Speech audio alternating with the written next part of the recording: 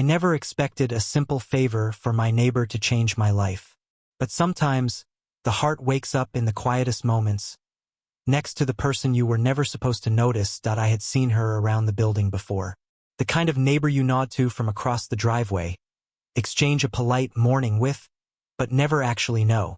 She lived in the unit with the small balcony full of potted rosemary and lavender. Quiet place. A lived-in place. A place that felt gentle in a world that rarely is. She was 42, though I only learned that later. At first glance, she carried herself like someone who didn't need to announce anything. She had a presence to her. Relaxed, unhurried, graceful in the way that comes from having gone through storms and come out softer instead of harder. Even before I knew her name, I noticed how the wind seemed to move around her gently. And for months, that was it. A wave, a small smile, a shared silence. Until that afternoon. I had just gotten home from work. Tired, a little wired from caffeine, earbuds still in, when I saw her in the parking lot struggling to lift a heavy box out of her trunk. She wasn't frail, but the strain showed in her shoulders. Without thinking, I jogged over. "Here. I got it," I said, already reaching for the box. She let out a breath, half relief, half embarrassment, and laughed softly. Not a girlish laugh. A warm, low, quietly tired laugh. The kind that suggests long days and longer thoughts. "Thank you," she said, brushing a loose strand of hair away from her face. "I keep forgetting I'm not 25 anymore." There was no self-pity in her tone, just honesty. We walked to her door together. When I stepped inside to set the box down, I felt it immediately. Her home felt like being exhaled into. Soft lighting, worn-in wooden furniture, books leaned in uneven stacks, a faint scent of jasmine and something warm, like vanilla steeped in time. Music played from somewhere, instrumental, gentle piano, or maybe guitar, something that didn't ask to be listened to but made you feel good being near it. She thanked me again. I said it was nothing. Then somehow, without either of us deciding, we were talking. Not small talk. Not weather talk. Real talk. She told me about the herbs she grew, how she liked cooking in the evenings because it made her feel grounded. I told her about the job I had just started, how everything felt exciting and overwhelming at once. She listened, truly listened, with a focus that made my words feel heavier and more meaningful than they usually did. There was no flirting, no performance, no trying, just presence. When she laughed, her eyes softened first, like they were letting the moment in before her lips did. And when she asked me questions, it wasn't to fill space, it was because she wanted to know. Something shifted quietly inside me. Not attraction, not yet. Something earlier than that, something like recognition. A feeling that said, "Oh, here is someone who sees gently. Here is someone who remembers how to feel." And when I left her apartment that evening, the air outside felt different. Sharper, more alive. Like a door had opened somewhere I didn't even realize existed. After that first long conversation, nothing dramatic happened. No sudden declarations. No bold invitations. Just little things. The next morning, I found her sitting on the front steps with a mug of tea, hair loosely tied, legs tucked to the side in a way that made her look relaxed and quietly present. She looked up when she saw me and gave a smile that felt genuine, warm, not polite. "Morning," she said. I sat down beside her without asking, like it was something we had always done. And we talked about nothing and everything. The color of the sky that day. How the weather always felt a little softer before rain. A song she had been listening to. The book I had just finished. It was ordinary, but it didn't feel ordinary. After that, we kept bumping into each other, or maybe we started noticing each other more. Hard to say which. Routines formed naturally. She had a small herb garden on her balcony, basil, mint, thyme, rosemary. One evening, when she saw me carrying groceries, she called out from above, leaning slightly over the railing. "If you're cooking something, take some rosemary. It's too much for just me." I laughed and held out my hand. She clipped a sprig and passed it down to me. Soft fingers brushed mine, brief, but unignorable. Later, I helped her fix a flickering porch light. It was the kind of simple task that should take 5 minutes but took nearly half an hour because we kept stopping to talk. Leaning against the wall, laughing at small things, letting silence settle in comfortably. It wasn't romantic. Not yet.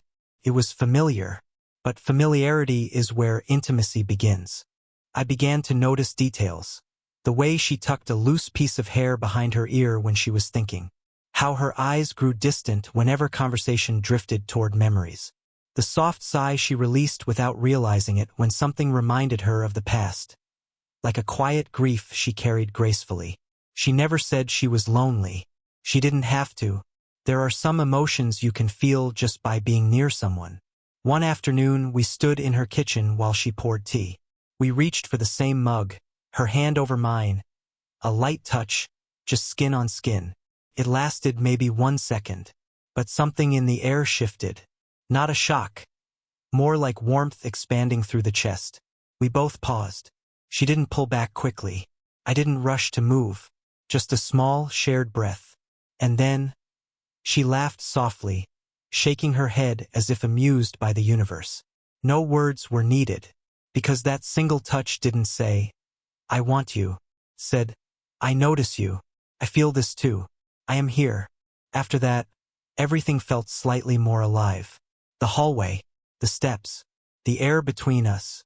The world didn't change. But the space between two neighbors did. Quietly, unmistakably, almost tenderly, and neither of us pretended not to feel it. The night it happened, the rain had been falling for hours. Soft at first, then steadier, tapping against windows and rooftops like a gentle insistence.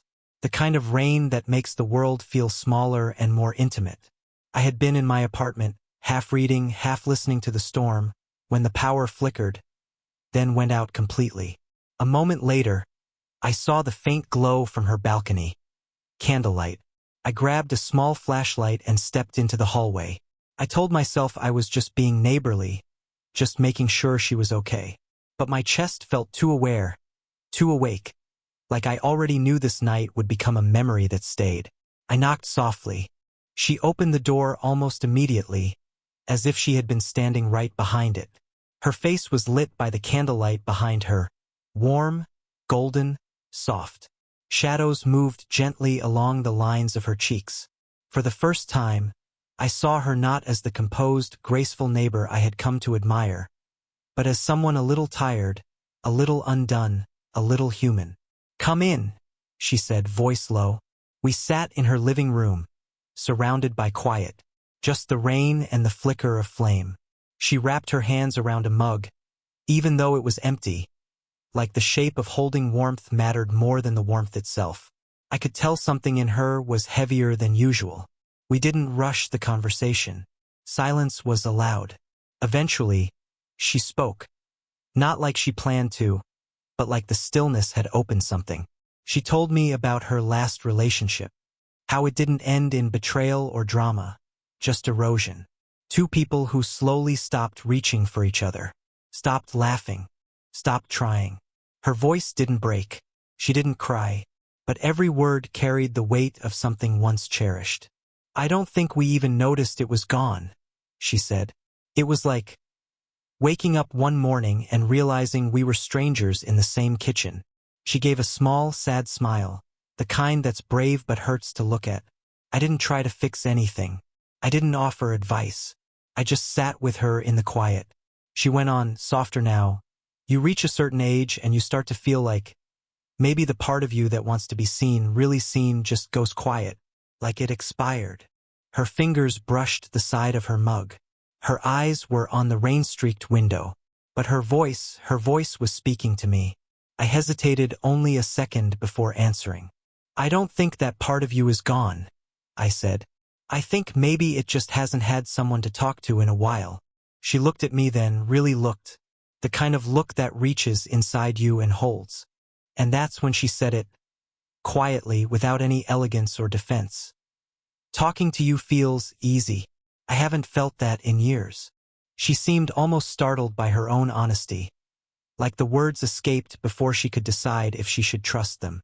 I didn't move closer. I didn't touch her. I just stayed, present, warm, steady. And in that moment, something shifted. Not loud, not dramatic, but deep.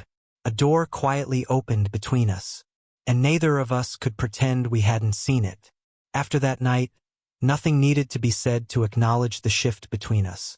It was there, in the way our eyes lingered, in the way silence felt fuller, warmer, like we were sharing something even when neither of us spoke. We didn't rush into anything. If anything, we slowed down.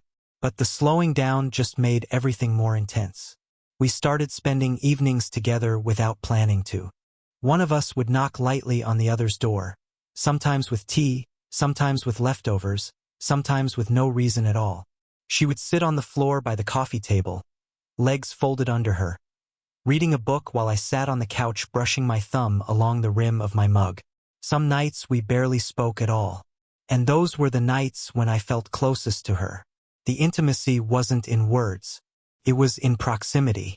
Body language told the story.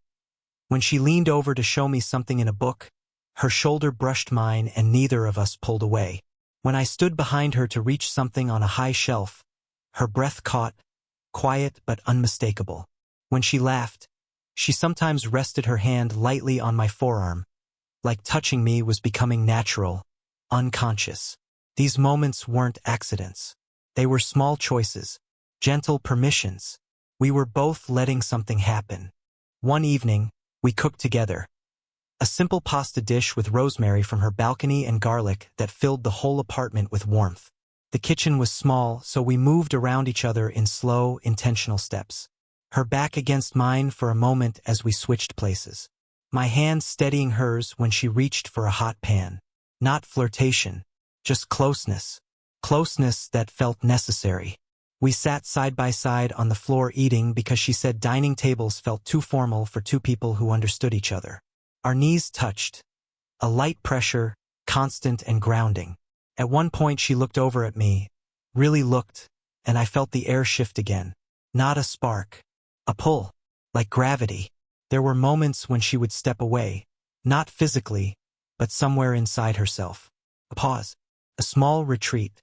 A reminder that she was older, that her heart carried history, that feelings came with risks. And I felt it, the uncertainty, the quiet fear. So I never rushed her. Never tried to define anything. I just stayed steady, present, because I wasn't drawn to her out of infatuation. I was drawn to her gentleness, her strength that didn't need to be loud, her softness that didn't apologize for existing. One night, as we listened to rain again, a gentler one this time, she rested her head lightly against my shoulder. Not dramatically, not with hesitation, just naturally. I didn't move. I didn't speak. I just breathed with her. And in that stillness we both knew. Something between us was growing. Slowly, quietly, unmistakably, and neither of us could unfeel it now. It was a simple evening, the kind that feels ordinary until something quietly monumental happens. We were in her kitchen, washing dishes after dinner. The smell of garlic and rosemary still lingered in the air, clinging softly to the warmth of the apartment. Outside, the city had gone to sleep. Only the distant hum of streetlights punctuated the silence. We didn't speak much at first. Our movements were rhythmic, almost choreographed, hands washing, rinsing, drying. Every so often, our fingers brushed over the slippery surface of a plate or a glass. Each touch was brief, fleeting, yet it left a lingering warmth neither of us could ignore. I felt it in the small moments. The way she hesitated just slightly when handing me a dish, the soft tilt of her head as if studying me without realizing it. She didn't have to say anything. Her presence was already an open invitation into a space I hadn't expected to occupy in her life. Then it happened. She went still for a moment, frozen mid-movement, her eyes catching the reflection of the dim light above the sink. Her hands rested on the counter, and she let out a small breath, one that sounded like it carried years of unspoken words. I didn't speak. I just stood next to her, letting the rhythm of the moment stretch out. And then, almost as if the words had their own weight and momentum, she whispered, "I care about you more than I should." Her voice was barely audible, trembling ever so slightly, carrying the weight of something long buried. I could feel the subtle tension in her shoulders, the way her body seemed to shrink inward, protective yet vulnerable all at once. She looked away, as if afraid that the confession might vanish if it were met with any response. For a heartbeat, I simply stared. My chest tightened, a mix of surprise and recognition, because I felt the same pull. Unspoken, unacknowledged, but undeniable. I stepped closer, careful not to invade the delicate space she had carved around herself, and said gently, without hesitation, "You're not alone in that." Her shoulders loosened, imperceptibly at first, but enough that I could feel the shift. She leaned against the counter slightly, a little closer to me, and I noticed the subtle warmth radiating from her side.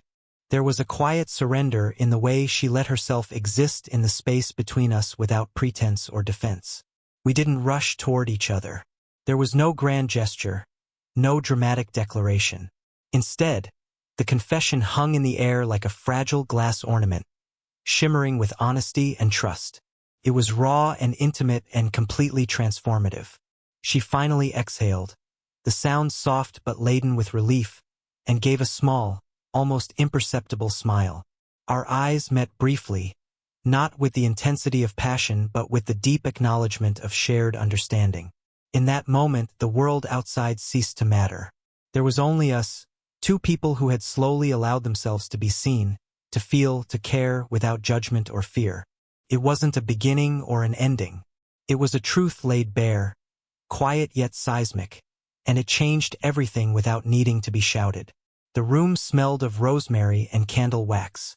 The dishes waited, half-finished, but nothing else seemed urgent anymore. We simply stood there, close but not touching, hearts beating in quiet harmony, knowing that nothing would ever feel ordinary between us again. The evening was slow, the kind that encourages quiet reflection. Rain had returned in soft sheets, drumming lightly against the windows, blurring the city lights outside into gentle pools of amber and silver. She was sitting on the couch, a blanket loosely draped over her shoulders, curled slightly as if the world outside might overwhelm her if she weren't protected. I had come over under the pretense of watching a film she wanted to recommend, but I knew, or at least my heart knew, this night felt different. She seemed restless, not visibly, not dramatically, but in the way she shifted her fingers over the blanket, the way her gaze kept flicking to the window, to the empty space beside her, to the floor.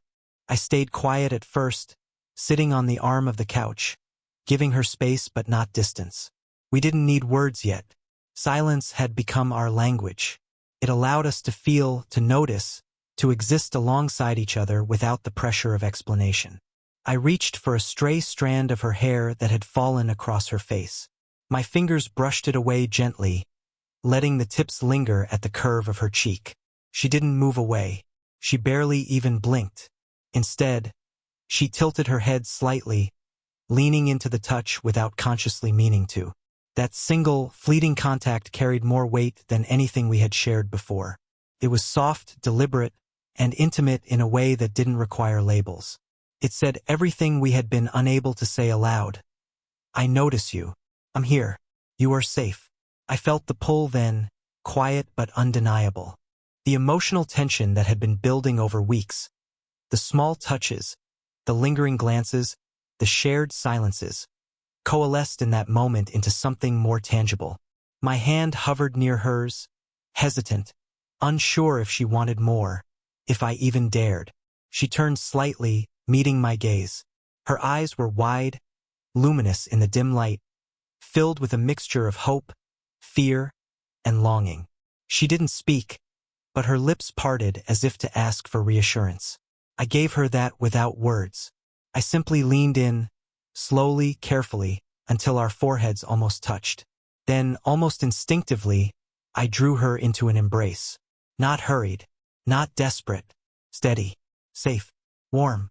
Our arms circled, not seeking, not needing, but simply holding, grounding, and acknowledging the bond that had quietly grown between us. She rested her head on my shoulder, letting out a soft, shaky breath. I didn't think I could feel this again, she whispered, voice muffled against my chest. I held her tighter. Neither did I admitted, though not with surprise, but with certainty. We stood like that for what felt like hours, though it was only minutes.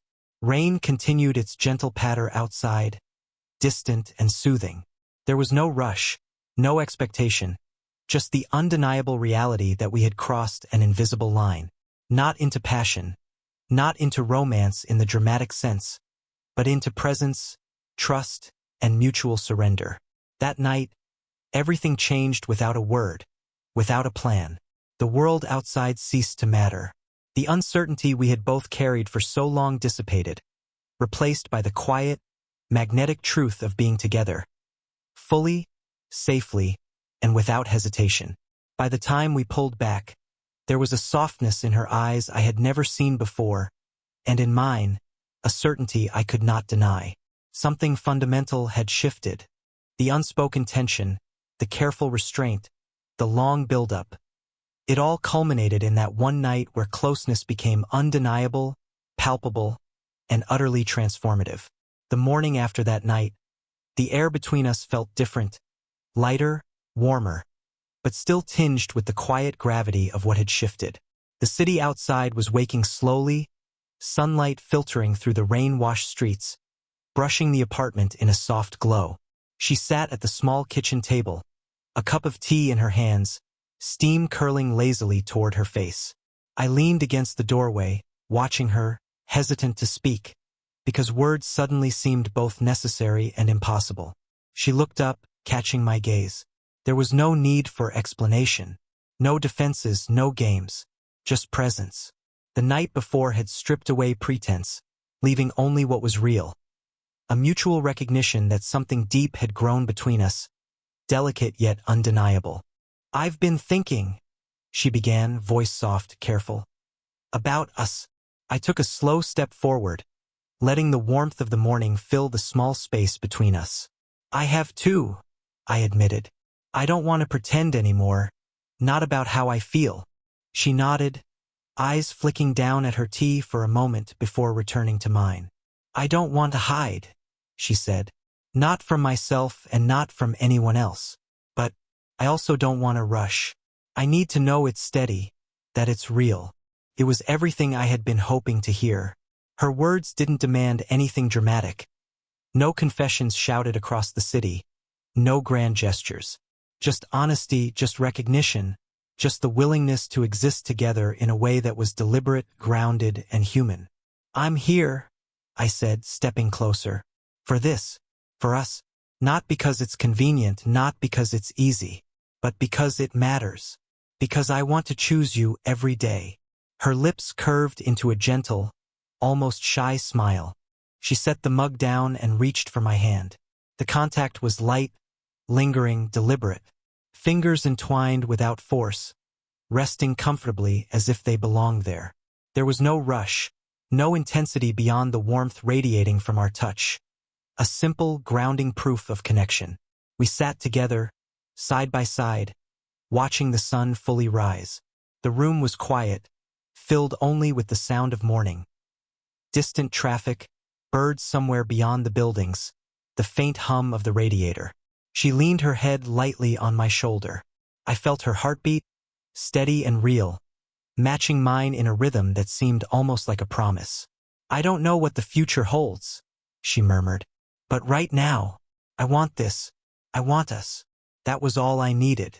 There was no need to define every possibility, no pressure to know exactly where this path would lead. Because in that moment, we had chosen each other. We stepped outside together shortly after, walking slowly down the street.